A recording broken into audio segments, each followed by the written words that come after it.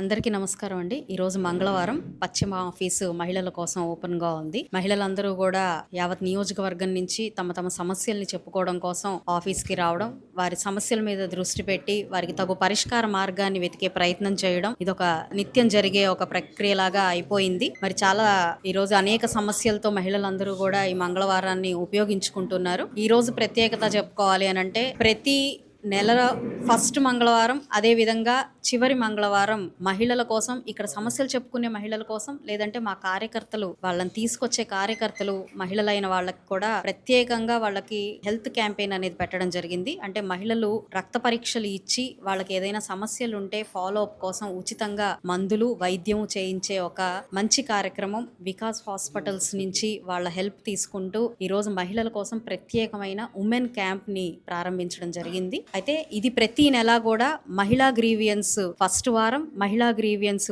చివరి వారం ఆ నెలలో జరుగుతూ ఉంది అని ఈ సందర్భంగా చెప్తూ ఉన్నాను. అదేవిధంగా సమస్యల దృష్ట్యా మనం తీసుకుంటే అనేక సమస్యలు మన దృష్టికి వస్తున్నాయి. చిట్టీలు వేసి మహిళల్ని మోసం చేసిన సమస్య కావచ్చు, లేదంటే గంజాయి సమస్యలు కావచ్చు, ఈవ్ టీజింగ్ సమస్యలు కావచ్చు. అందులో ముఖ్యంగా ప్రధానంగా మనకి వికలాంగుల కాలనీ నుంచి వెల్లువెత్తిన మహిళలందరూ రావడం జరిగింది. స్థానికంగా లైట్లు లేకపోవడం వల్ల, లేదంటే ఒక గుడి కాంపౌండ్ వాళ్ళు సరిగ్గా లేకపోవడం వల్ల దాన్ని ఒక అడ్డాగా మార్చుకొని గంజాయి సేవిస్తూ అక్కడ యువకులందరూ వచ్చిపోయే వాళ్ళని ఇబ్బంది పెట్టడము, రీసెంట్గా ఒక దాడి జరిగి ఒకరు వారి ప్రాణాలు కూడా కోల్పోవడం అనేది జరిగింది అని చెప్పి సమస్య చాలా తీవ్రంగా ఉంది అని చెప్పి మా దృష్టికి తీసుకురావడం జరిగింది. దాన్ని సత్వరమే ఎస్పీ గారిని కలిసి ఈ సమస్యని వారి దృష్టికి తీసుకెళ్లి అత్యంత వేగవంతంగా ఈ సమస్యను పరిష్కరించే ప్రయత్నం మేమందరం కూడా చేయబోతూ ఉన్నాము. ఇలాగా అనేక సమస్యలతో రావడం జరిగింది. మరి ఉపాధి కల్పన కోసం 2-3 రావడం జరిగింది. వాళ్ళని కూడా సదరు కంపెనీలు ఏవైతే ఇంటర్వ్యూలు చేసి ఉద్యోగాలు ఇచ్చే అవకాశం ఉన్న కంపెనీల వైపుకి వాళ్ళని పంపించడం జరిగింది. ఇక కొత్తగా పెన్షన్ల గురించి, వాటి గురించి, ఇళ్ల స్థలాల గురించి పరిపాటిగా వస్తున్నారు. గవర్నమెంట్ పాలసీ రాగానే వాళ్ళకి ఆ యొక్క సమస్యను తీర్చే ప్రయత్నం చేస్తామని కూడా వాళ్ళకి చెప్పడం జరిగింది. అదేవిధంగా కొన్ని డివిజన్ల నుంచి రోడ్లు, డ్రైన్లు లేవు అని చెప్పడం జరిగింది. వాటికి కూడా పర్యవేక్షించి అక్కడ అవసరమైన మేరకు రోడ్లు, డ్రైన్లు అభివృద్ధి కార్యక్రమాలు చేపట్టే ప్రయత్నం చేస్తాము.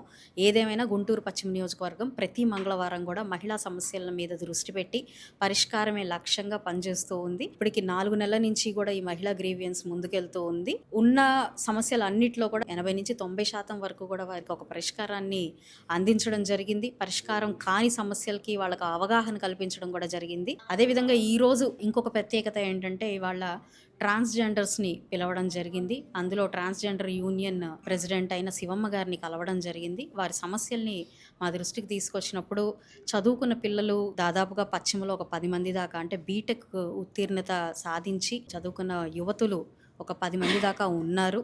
ఓవరాల్గా పశ్చిమ నియోజకవర్గంలో ఒక 30-40 దాకా ట్రాన్స్జెండర్స్ ఉంటున్నారు అని చెప్పడం జరిగింది. ఎంత చదువుకున్నప్పటికీ కూడా భిక్షాటనే వాళ్ళ జీవనాధారంగా మారిపోతున్న ఒక దుస్థితి మా దృష్టికి వారు తీసుకురావడం జరిగింది. రానున్న రోజుల్లో వీళ్ళ సమస్యల్ని ప్రభుత్వం దృష్టికి తీసుకెళ్ళి ఒక మంచి పరిష్కారాన్ని తీసుకొచ్చే ప్రయత్నము ఒక శాసనసభ్యురాలిలాగా నేను చేస్తాను. అదేవిధంగా అందులో ఒక చిరు ప్రయత్నంగా ఈ చదువుకున్న 10 మంది పిల్లల్లో ఒకళ్ళకి మంచి ఉత్తీర్ణత సాధించిన వాళ్ళకి మా పశ్చిమ ఆఫీస్లోనే ఉపాధి కల్పన చేయబోతూ ఉన్నాము. దానికి చాలా చాలా సంతోషంగా ఉంది. ఒక అడుగు బాధ్యత వైపు మేము వేయాలని అనుకుంటున్నాము. ఇదే స్ఫూర్తితో మిగతా వాళ్ళకు కూడా ఒక అవేర్నెస్ ఇచ్చి దాదాపుగా ప్రతి కంపెనీలో కనీసం ఒక్కరినైనా ఇలా చదువుకున్న ట్రాన్స్జెండర్కి అవకాశం ఇచ్చే ప్రయత్నం చేయాలి అని మేమందరం అనుకుంటున్నాము. చదువు రాని వాళ్ళు కూడా ఇటు మనకి ఎన్నో కంపెనీలు ఉన్నాయి, ఇటు బట్టల షాపులు ఉన్నాయి, చాలా చాలా ఆఫీసులు ఉన్నాయి. వాటన్నిటిలో కూడా ఏదో ఒక వాళ్ళకి సామర్థ్యానికి తగ్గ ఒక పనిని వాళ్ళు అవకాశం ఇస్తే బాగుంటుంది అని ఈ సందర్భంగా వాళ్ళందరినీ వేడుకుంటూ మరొకసారి విచ్చేసిన ప్రతి ఒక్కరికి, దీన్ని కవర్ చేస్తున్న మీడియా మిత్రులందరికీ కూడా పేరు పేరున కృతజ్ఞతలు.